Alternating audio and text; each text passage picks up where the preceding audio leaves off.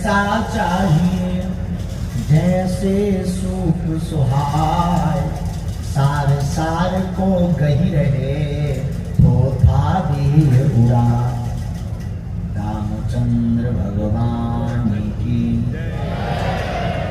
श्री बागेश्वर हनुमान जी महाराज की, राजा सोमनाथ की, द्वारकानाथ की, तीर्थंकर भगवान श्री ऋषभदेव जी महाराज की, आदिनाथ भगवान की, पार्श्वनाथ भगवान की, परम पूज्य श्री मुनि जी महाराज की, जैन परंपरा के सभी संतों की, अपने अपने मताई बाप की, गुजरात के पागलों की, भारत हिंदू राष्ट्र की, 11 बजे से बैठे जो ग्राउंड में मन ही मन गाली बक रहे गुरु जी अभी तक नहीं आए, अभी जो चले गए उनकी भी, जो सबसे बाद में आए VIP बन के मंच के बगल में बैठ कर नमस्कार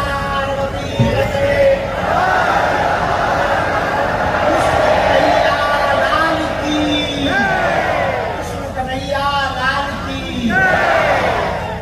आज हमारा बड़ा सौभाग्य है, गुजरात की भूमि भक्ति की भूमि है। एक तरफ जहां द्वारका नाथ है, दूसरी तरफ दादा सोमनाथ है। एक तरफ जहां अंबाजी का दरबार सजा हुआ है, तो दूसरी तरफ पालीताना में संतों का द्वार सजा हुआ है। ऐसी भूमि जहां बाबा सीताराम, ऐसी भूमि जहां संत नरसिंह मेहता, ऐसी भूमि गुजरात की भूमि जिस भूमि पर आकर के हमारा मन भी एकदम गदगद है, प्रसन्न है। और पालीताना के लोग तो और महापुरुष हैं। हम कुछ मुनि जी विराजमान हैं, महाराज जी के चरणों को भी आज हमारा सौभाग्य कि महाराज जी के चरणों का आशीर्वाद हमें मिला। कुछ श्री सभी संत साधक साधिकाएं जो वर्तमान में चातुर्य मास के पावन पर्व पर अपने आप को साधकर साध्य की तरफ बढ़ रहे हैं, ऐसे सभी साधकों को भी प्रणाम करते हैं। श्री सीताराम डबल ठीक कर तो ठीक है। और हम अभी कोई हमारी बहन रास्ते में बता रही थी कि गुरुजी भारत की दूसरे तीसरे नंबर की सबसे बड़ी शोभा यात्रा कृष्ण जन्माष्टमी की पालीताना में होती है। हमको बड़ी प्रसन्नता। हमारे श्री रमेश वानी जी और इनका पूरा परिवार अपने माता पिता के स्मरण में सदैव सतत सत्कर्म करते रहते हैं और यहाँ पर चातुर्य मास की परंपरा का निर्वहन करवा रहे हैं, साधुओं के साथ बैठ रहे हैं। हम गुवानी परिवार को खूब खूब साधुवाद देते हैं।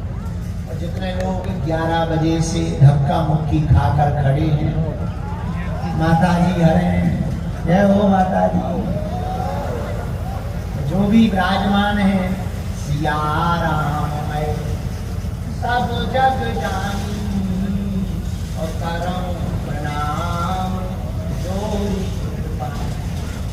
सबको श्री सीताराम में मानकर प्रणाम। कम शब्दों में गागर में सागर भर दिया कि हमको हर हाल में जैसा राम मंदिर भव्य दिव्य बना, वैसे ही ठाकुर जी का मंदिर भी चाहिए।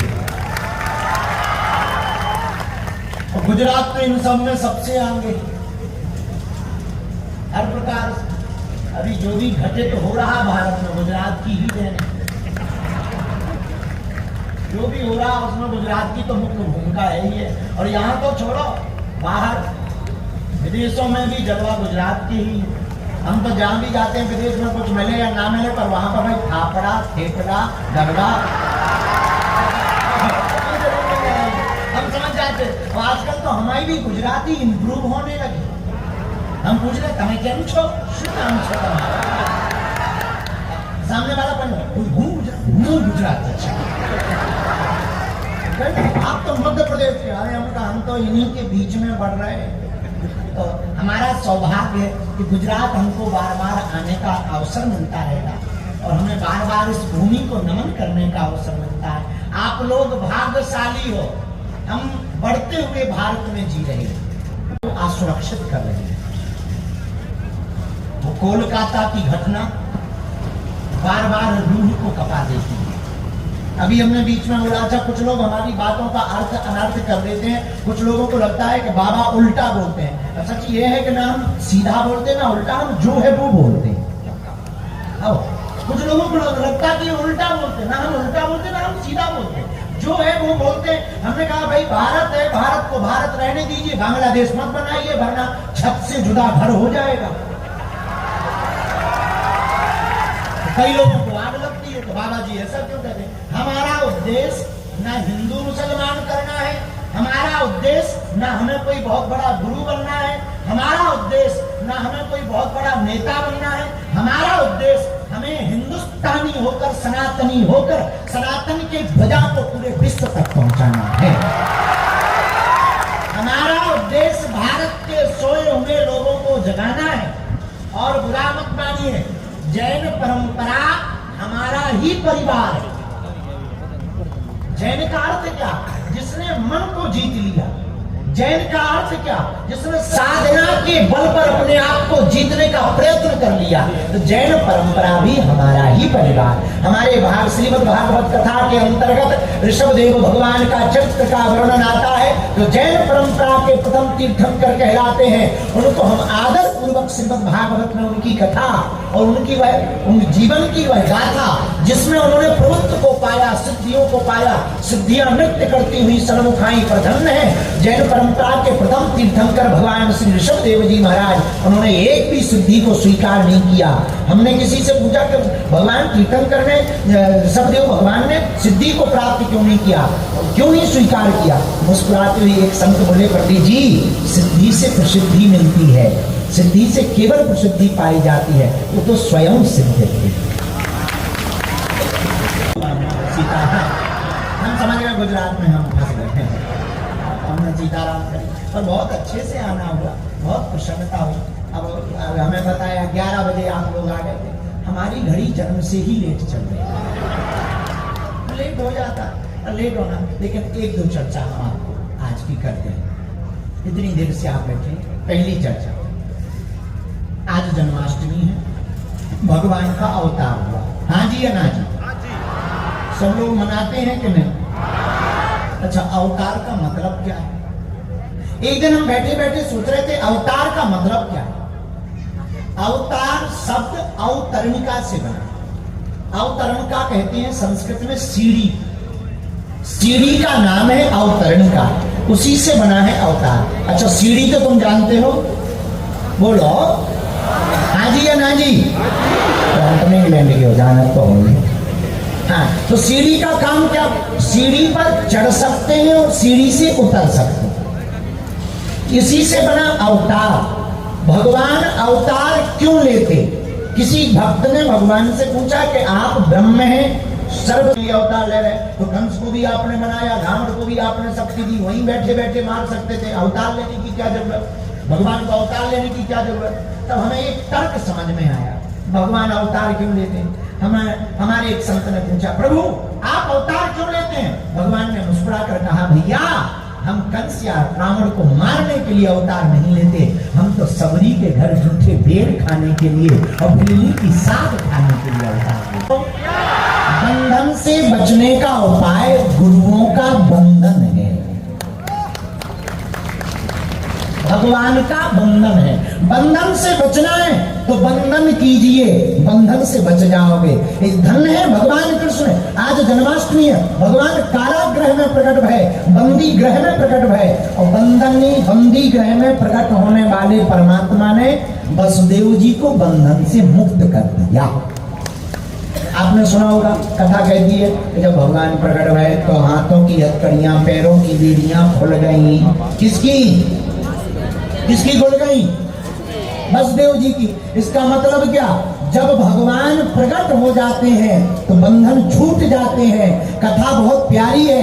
ऐसे ही जब मन रूपी मंदिर में तुम भगवान की भक्ति को प्रकट कर लोगे तो संसार का बंधन अपने आप छूट जाएगा। अपने आप खुल जाएगा। बोलो सीताराम। सीताराम। जोर से बोलो सीताराम। लेकिन प्रश्न छूटता क्यों नहीं? आजकल मंच पे ही पहन के चढ़ जाओ, हमें बड़ा अच्छा नहीं लगता, हमें लगने लगता कितनी विचित्र बात है। अरे भाई हम सब सनातनी हैं, बुरा ना मानिएगा। हमें जितना हरिउल्लाह वाले, इस्लाम वाले, इनसे कम डर है, अपने बालों से ज्यादा डर है। सनातन की अपने बालों से ये डर है, ये खेत के कुछ इतने बिजूके हैं, खुद तो राम के हैं नहीं, अब दूसरे अगर राम जी की बात करें तो उनको कहने नहीं देते। बुरा नहीं मानना, आप और हम भारत में रहते हैं, भारत सबका है, सनातनी है हम सब। लेकिन एक बात हम गर्व से कह सकते हैं, हम नफरत नहीं, हम प्रेम के आदी हैं, और गर्व से कहते हैं हम हिंदुत्ववादी हैं। अच्छा, बंधन में रहने से बंधन छूट जाते हैं, ये तो तय हो गया। अब दूसरी बात सुनिए महाराज, भगवान की कृपा कैसे हो?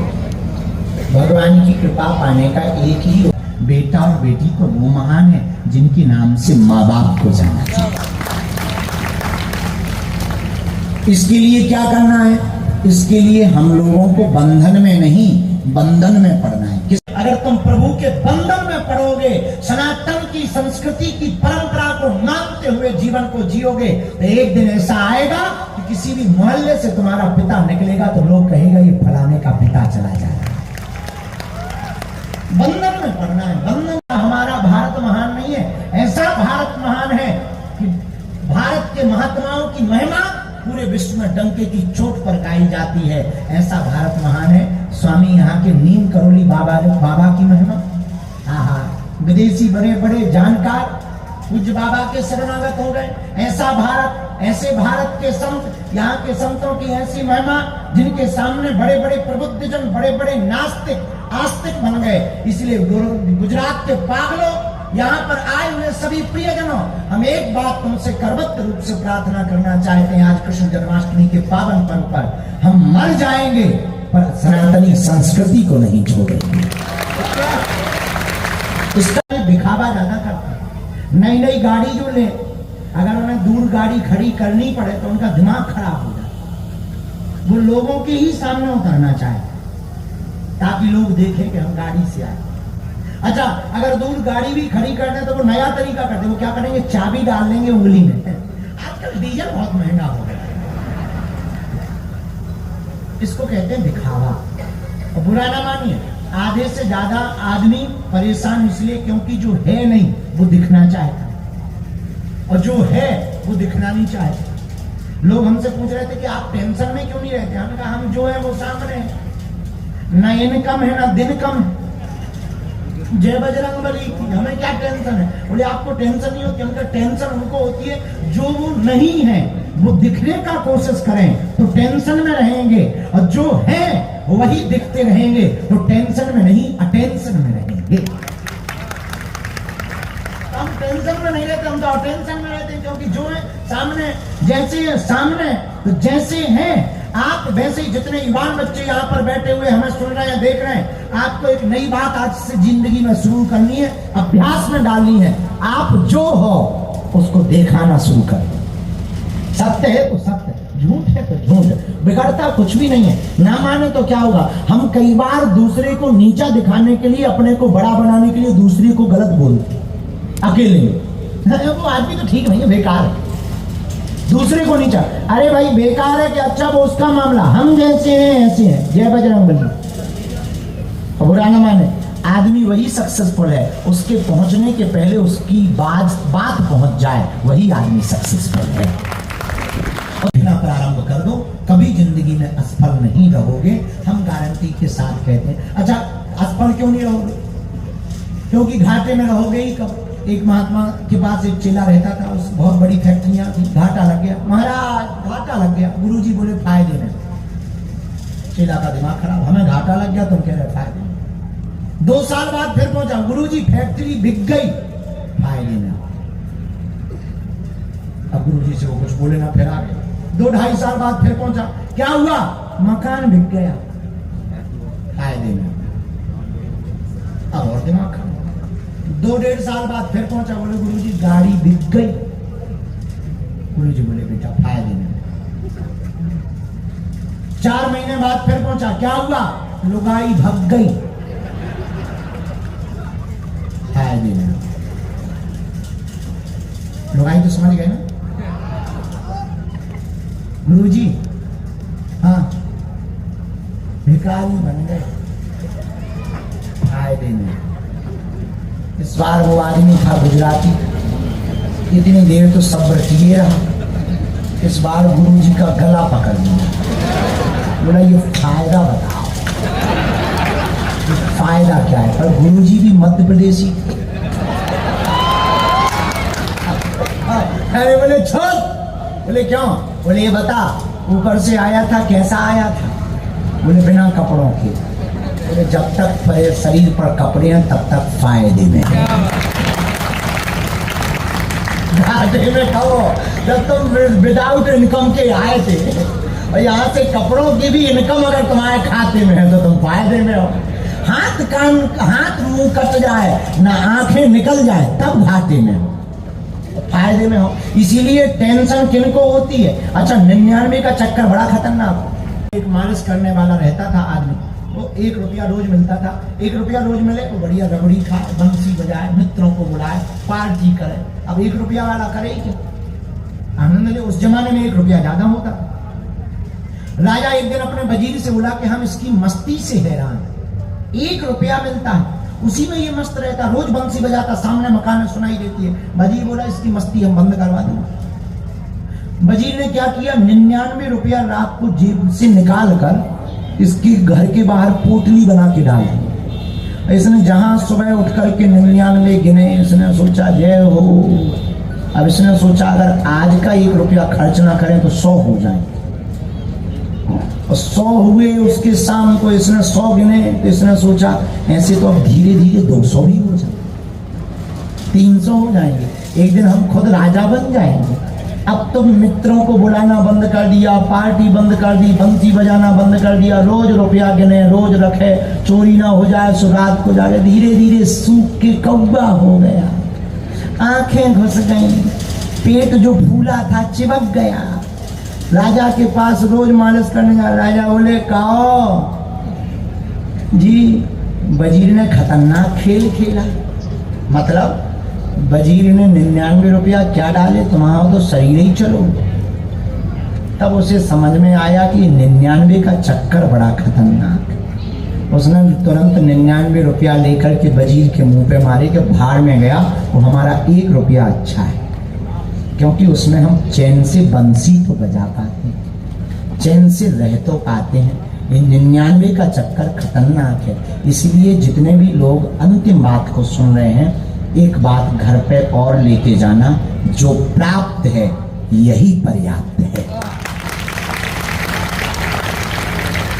जो प्राप्त